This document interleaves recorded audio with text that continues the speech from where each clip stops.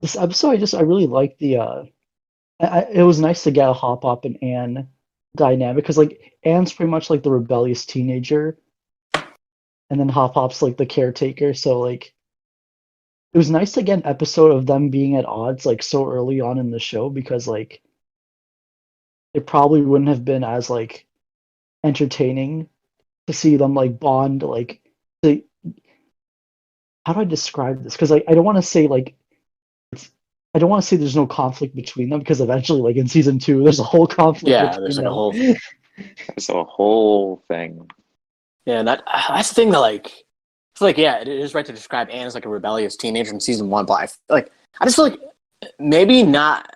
I think definitely in season two you can just see like she finds a role in that family instead of just feeling like an add-on. Like she sort of like finds some place in that group of them. Like she sort of becomes like this like the elder daughter, like the elder granddaughter that like Hop Hop can count on because like she starts taking on like more responsibilities compared to Sprig and Polly. Like I mean, heck, you see her carrying Polly in some episodes. And like I'm pretty sure towards the beginning of the series, right? Like you'd always see Hop Hop holding her, but then it transfers over to Anne, and then you always see Anne driving Bessie too. So it's like we've never seen.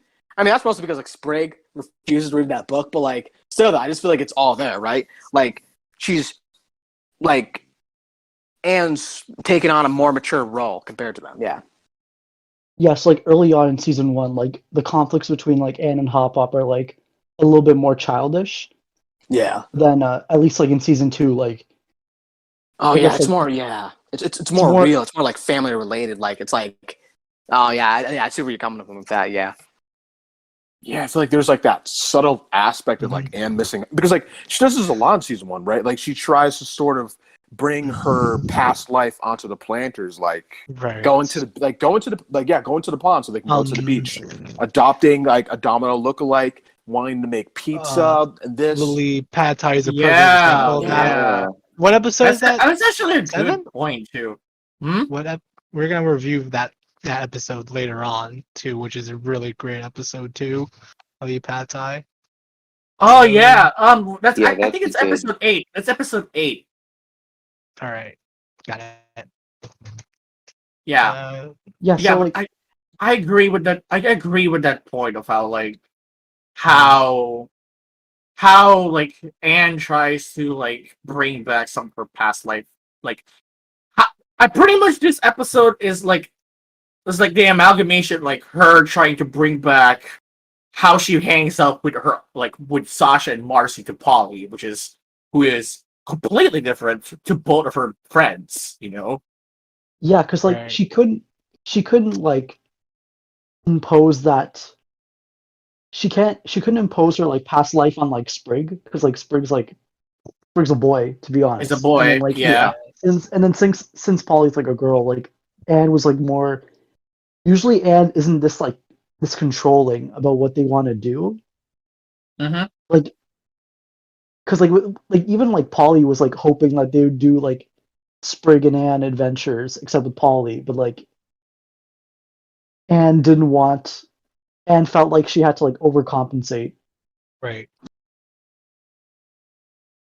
Yeah, I just keep going back to your like new Wartwood, lily pad Thai comparison because it just makes me think like when you just think about the two different specific things that like Anne and Marcy brought when they wanted to change things for the better. Like Anne brought just stuff from. It's just I feel like it just plays on both of their characters, like the differences between them. Like unlike Barcy, like Anne, generally still wants to go home and she misses her home. And so she brings, her culture from home here. But then like you look over the Marcy, like, she's in love with Amphibia. Yeah. Like straight up, like everything she just brings in, it's from like basically Utopia, right? Like it just comes from Amphibia itself. Like there's nothing really that Marcy's missing back home to bring in here. Like there's no signs of that. And I just feel like that's just a really good observation. Like I feel like that's just a really good observation you might have made there. But yeah, it's just I don't know. I just feel like that's just like another. I don't know. It's just man, it just feels like so many clues about Marcy were just out there. But like maybe we weren't paying attention enough. Like home run. I don't even know. Oof. Jesus. It's just it's just a shame.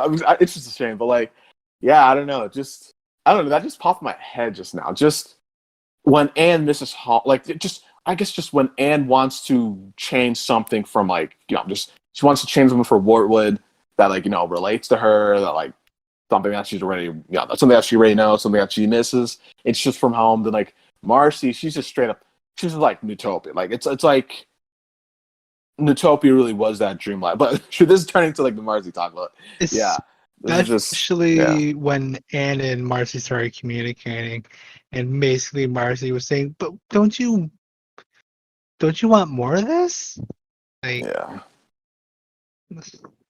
Yeah, it's worth noting that I think I know we're getting into New Wartwood talk, but in New Wartwood, Marcy's improvements were pretty substantial for the town when Anne was helping her out, and when Anne was showing Marcy around town what needed to be improved on.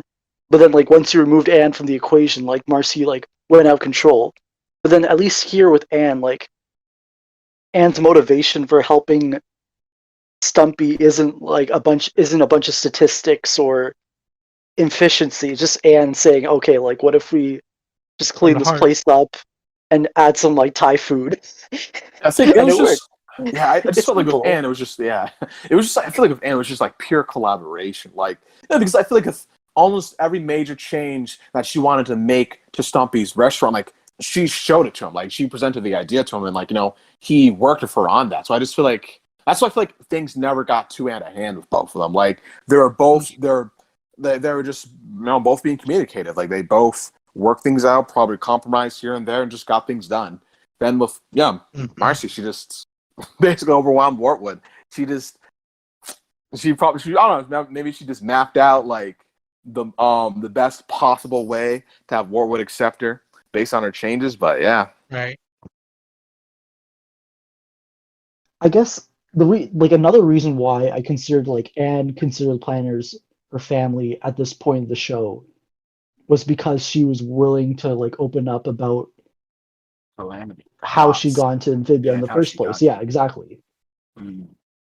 So it's basically her at that point. She's establishing that she trusts the planners with this, and then so even though we get this so even though we're establishing this strong knot or the strong link, it's the last few seconds of Hoppa, it shows it's a crack in this link where it could get worse or better. We had no idea at this point, but Hop reading the book, it kind of comes into question how much we know about Hop, and I like that. I'm glad that they didn't show this in the very first episode, because I don't want to compare this to Gravity Falls, but I think what this show does better is that at least gave us more time to learn about Hop before we start to question what's he doing? What he actually knows and why he's doing all this, which we later learn is a very simple reason. Yeah, I agree. And yeah, I think the ending just elevated this episode from it being a great episode for me to just being something I'd like revisiting once in a while, because of how it feels like an evergreen episode for me, which it means you could watch this episode whenever you want, and I feel it's never going to age poorly, depending on however season 3 plays out or however season 2 played out. This episode we would look back and still think very fondly of, and it was the perfect checkpoint of the show for season 1, I think. Well, I gotta without agree. it being a season I finale. gotta agree. Yeah, I gotta agree, because it's just the inclusion of that final minute in the episode. It's I feel it's a real big step forward for the show, because it's slowly hinting at you that there's something more to Amphibia than you really think there is. We're slowly getting somewhere with the show. I think there's really that sense of that in the ending.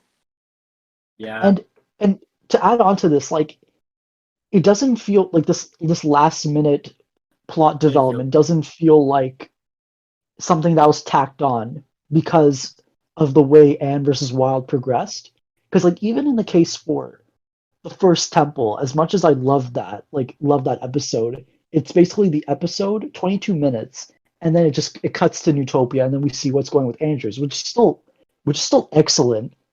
But then the way Anne versus Wild incorporated their like final minute, and as well, like once we get into Bazaar, like I'll talk about this again. Like it's still grounded in the relationship between, I guess, to be more specific, Hop Hop to his like new member of the family. It's still connected. There's still that link while also giving us a little bit more about what's going on with the box.